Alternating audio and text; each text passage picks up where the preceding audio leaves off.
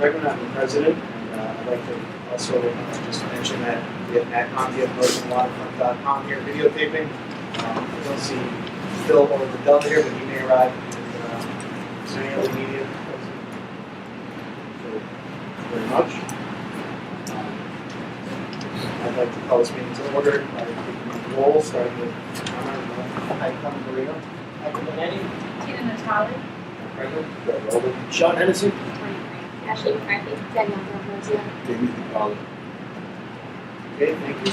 And I'll also turn to Carmine, our Vice President, to read the meeting protocol.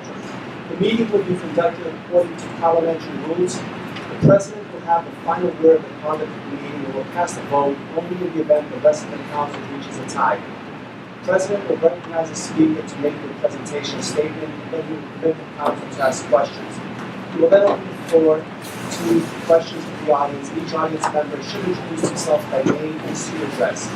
No person will speak until they have been recognized by the President, and all speakers will be confined to the time limit.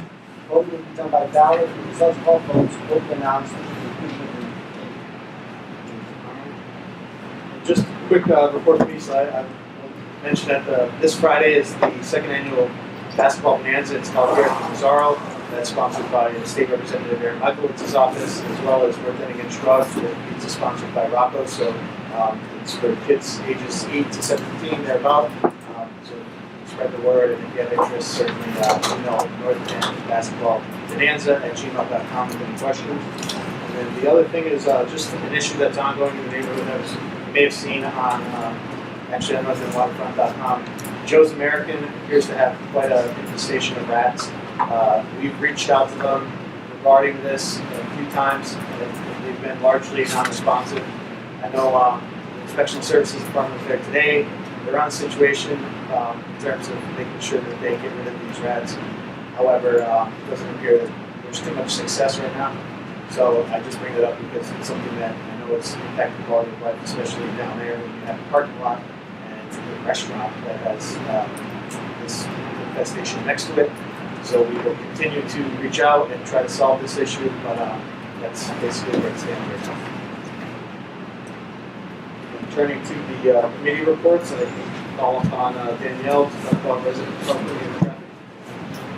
So the Connect Historic Boston project along Commercial Street in Atlantic, the update is that all the paving work has been completed. They're trying to complete all of the lines on the road, which has been a big problem. And they're trying to get all of the cycle track lights set up. They're hoping to have it all done by Thanksgiving next week. If anyone has any issues, the Connect Historic Boston page on the boston.gov site, you can submit any concerns that you have. Good. All right. Tanya, Green, Public Safety, please. This is the crime report for the month of October. There's quite a bit on here, so I'm just going to move really fast if you have questions. Just try to. Louder? Yeah, so they got issues. Sure. One robbery, one aggravated assault, one auto theft, 2 larcenies, 3 larcenies in a motor vehicle, 1 residence breaking and entering. On October 10th, 3:17 a.m. by the North Washington Bridge Park, there was a robbery. 2 men approached a man and told him to empty his pockets. They stole a vape from the man. The victim dialed 30 minutes after officers searched the area to no avail.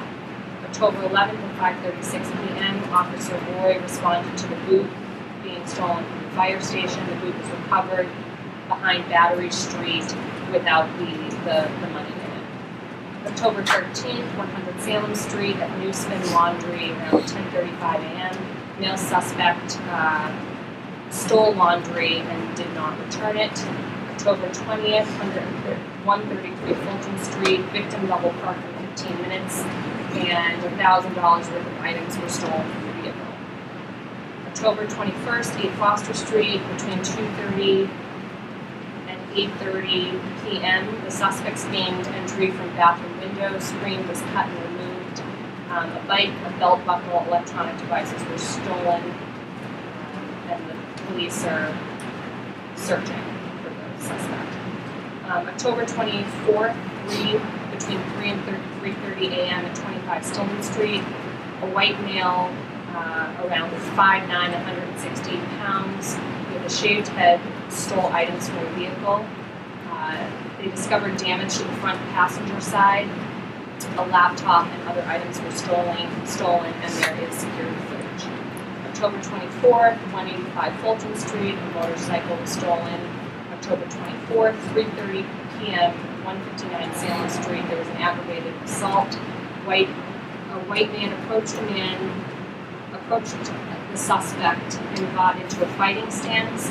The victim used his briefcase to block him. The suspect said, "You are effing with families in this neighborhood." The victim ran after him, and the suspect pulled a knife on him and ran away. That was a good one. For arrests, October 22nd at 6:50 p.m. in OUI, guy was on at 224 Hanover Street and was pulled over by Officer Lansky. He pulled him out of the car, wanted his license, wanted to do a sobriety test, and the guy, he was arrested because he was clearly intoxicated.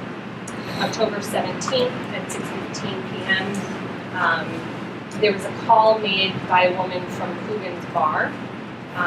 She called the cops to say that her ex-boyfriend, who she had a restraining order against, was getting out of prison that day and coming for her in the bar.